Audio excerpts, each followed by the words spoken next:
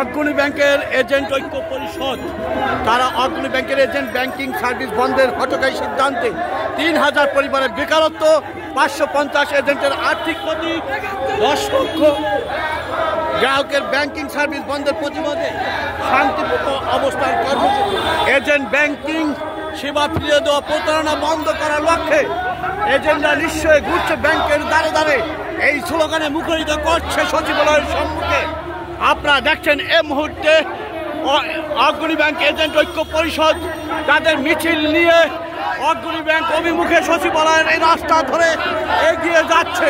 Channel 23 থেকে এই মুহূর্তে রয়েছি সচিবালয়ের সম্মুখে যে রাস্তা, সেই রাস্তায় এই মুহূর্তে এজেন্ট ঐক্য পরিষদ অগ্রণী ব্যাংকের যে তালবাহানা তারা তা মানবে না, এই আহ্বানে আজকে তারা কিন্তু মিছিল করে অগ্রণী ব্যাংকের অভিমুখে এগিয়ে যাচ্ছে।